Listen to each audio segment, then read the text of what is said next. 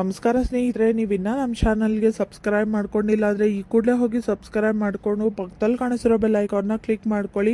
ಲಕ್ಷ್ಮೀ ಬಾರಮ್ಮ ಇಂದಿನ ಸಂಚಿಕೆಯಲ್ಲಿ ಏನಾಗ್ತಿದೆ ಅಂತ ನೋಡೋಣ. ಸುಪ್ರೀತಾ ಫ್ರೆಂಡ್ ಡಾಕ್ಟರ್ ನೋಡಿದ ತಕ್ಷಣನೇ ಲಕ್ಷ್ಮಿನ ಇವಳು ಯಾಕೋ ನಾಟಕ ಆಡ್ತಿದ್ದಾಳೆ ಅನ್ನಿಸ್ತಿದ್ಯಲ್ಲ, ಯಾಕೋ ನನಗೆ ಅನುಮಾನ ಬರ್ತಿದೆ ಅಂತ ನೋಡ್ತಾ ಇರ್ತಾರೆ. ಇವಳು ಯಾಕೋ ನಾರ್ಮಲ್ ಆಗಿ ಆಡ್ತಿಲ್ಲ, ಇವಳ ಮೇಲೆ ದೆವ್ವ ಬಂದಿದೆ ಅಥವಾ ಇವಳ ಮೈಂಡ್ ಅಪ್ಸೆಟ್ ಆಗಿದೆ ಅಂತಲೂ ಅನ್ನಿಸ್ತಿಲ್ಲ ಅಂತ ಸುಪ್ರೀತಾ ಹತ್ರ ಹೇಳಿದಾಗ, ಏನು ಹೇಳ್ತಿದ್ಯಾ ನೀನು ನಿತ್ಯ, ಅವಳು ಆಗ್ಲಿಂದನೂ ಹಾಗೆ ಆಡ್ತಾ ಇರೋದು. ಕೀರ್ತಿ ಸತ್ತಾಗಿಂದ ಇದೇ ಥರ ಆಡ್ತಿದ್ದಾಳೆ, ಸ್ವಲ್ಪ ಕರೆಕ್ಟಾಗಿ ನೋಡು ನೀನು, ನಿನಗೆಲ್ಲೋ ಗೊತ್ತಾಗ್ತಿಲ್ಲ ಅನ್ಸುತ್ತೆ ಅಂತ ಸುಪ್ರೀತಾ ಹೇಳಿದಾಗ, ನಾನು ಸರಿಯಾಗೇ ನೋಡ್ತಾ ಇದ್ದೀನಿ ಅಂತ ನಿತ್ಯ ನೋಡ್ತಿರ್ತಾಳೆ. ಆಗ ಇಲ್ಲಿ ಲಕ್ಷ್ಮಿ ಕೋಪ ಮಾಡಿಕೊಂಡು ಕಾವೇರಿನ ಇಟ್ಕೊಂಡು, ಹೇಳಿ ಆಂಟಿ, ಸತ್ಯ ಗೊತ್ತಾಗಬೇಕು, ಸತ್ಯ ಗೊತ್ತಾಗದೆ ಇವತ್ತು ನಿಮ್ಮನ್ನ ಬಿಡೋ ಮಾತೇ ಇಲ್ಲ, ಇವತ್ತು ನಿಮ್ಮನ್ನ ಸಾಯಿಸ್ತೀನಿ ಅಂತ ಕೂಗಾಡ್ತಾ ಕಾವೇರಿನ ಹಿಡ್ಕೊಂಡು ಎಳ್ದಾಡ್ತಿರ್ತಾಳೆ. ಮಹಾಲಕ್ಷ್ಮಿ, ಏನು ಮಾಡ್ತಿದ್ದೀರಾ, ಇವತ್ತು ಹಬ್ಬದ ದಿನ ನೆಂಟರೆಲ್ಲ ಮನೆಗೆ ಬಂದಿದ್ದಾರೆ, ಬಿಡಿ ಮಹಾಲಕ್ಷ್ಮಿ ಅಂತ ಅಜ್ಜಿ, ಕೃಷ್ಣ ಹಾಗೆ ವೈಷ್ಣವ್ ಎಲ್ಲರೂ ಕೂಡ ಲಕ್ಷ್ಮಿನ ತಡೀತಾ ಇರ್ತಾರೆ. ಆದರೂ ಕೂಡ ಲಕ್ಷ್ಮಿ ಕೂಗಾಡ್ತಾ ಕಾವೇರಿನ ಹಿಡ್ಕೊಂಡು ಜೋರಾಗಿ ಎಳ್ದಾಡ್ತಿರ್ತಾಳೆ.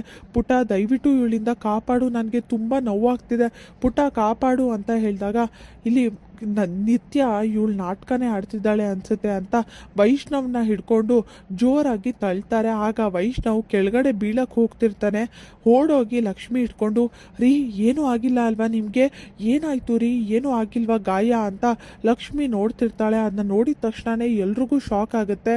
ಇದ್ದಕ್ಕಿದ್ದಾಗಿ ಕೀರ್ತಿ ಹೇಗೆ ಲಕ್ಷ್ಮಿಯಾಗಿ ಬದಲಾಗಕ್ಕೆ ಸಾಧ್ಯ, ಒಂದೇ ಒಂದು ಸೆಕೆಂಡಲ್ಲಿ ಈ ಥರ ಬದಲಾಗಕ್ಕಂತೂ ಸಾಧ್ಯನೇ ಇಲ್ಲ. ಅದು ದೆವ್ವನೇ ಆಗಿರ್ಬೋದು ಅಥವಾ ಈ ಮನುಷ್ಯ ಆಗಿರ್ಬೋದು, ಅವ್ರಿಗೆ ಮೆಂಟಲಿ ಅಪ್ಸೆಟ್ ಆಗಿದ್ರೆ ಈ ಥರ ಬದಲಾಗಕ್ಕಂತೂ ಸಾಧ್ಯ ಇಲ್ಲ.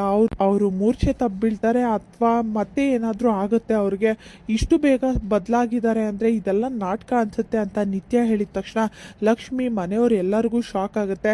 ಲಕ್ಷ್ಮಿ, ಏನು ಮಾಡ್ತಿದ್ಯಾ ನೀನು, ಯಾಕೆ ಈ ಥರ ನಾಟಕ ಆಡ್ತಿದ್ಯಾ, ನೀನು ಪರ್ಫೆಕ್ಟಾಗಿ ಸರಿಯಾಗಿದ್ಯಾ, ಹಾಗೆ ಮೆಂಟಲಿ ನಿನ್ಗೇನೂ ಆಗಿಲ್ಲ, ಮನೆಯವರೆಲ್ಲ ಅದ್ರ ಬಗ್ಗೆ ತಲೆ ಕೆಡ್ಸ್ಕೊಂಡಿದ್ದಾರೆ, ನೀನು ನಾಟಕ ಆಡ್ತಿದ್ಯಾ ಅಂತ ನಂಗೆ ಚೆನ್ನಾಗಿ ಗೊತ್ತಿದೆ, ಯಾಕೆ ಈ ಥರ ನಾಟಕ ಆಡ್ತಿದ್ಯಾ, ನಿಜ ಹೇಳು ಲಕ್ಷ್ಮಿ ಅಂತ ನಿತ್ಯ ಡಾಕ್ಟರ್ ಕೇಳಿದ ತಕ್ಷಣ ಕಾವೇರಿ ಕೂಡ ಶಾಕ್ ಆಗುತ್ತೆ. ಹಾಗಾದ್ರೆ ಇದೆಲ್ಲ ಮಾಡ್ತಾ ಇರೋದು ಲಕ್ಷ್ಮಿನ ಬೇಕು ಅಂತ ನನ್ನಿಂದ ಸತ್ಯ ಹೊರಗೆ ಬರ್ಸೋಕ್ಕೆ ಅಂತ ಈ ಥರ ನಾಟಕ ಆಡ್ತಿದ್ದಾಳ ಅಂತ ಯೋಚನೆ ಮಾಡ್ತಾ, ಹೌದಲ್ವಾ, ಕೀರ್ತಿನ ನಾನು ತಳ್ಳಿದ್ದೀನಿ ಅಂತ ಹೇಳಿದ್ಮೇಲೆ ಕೀರ್ತಿಗೆಲ್ಲ ಸತ್ಯ ಗೊತ್ತಿರುತ್ತೆ, ಆದರೆ ಕೀರ್ತಿ ಯಾಕೆ ಮತ್ತೆ ನನ್ನ ಹತ್ರನೇ ಬಂದು ಸತ್ಯ ಹೇಳಿ ಏನಕ್ಕೆ ಈ ಥರ ಮಾಡಿದ್ರಿ ಅಂತ ಕೇಳ್ತಿದ್ದಾಳೆ.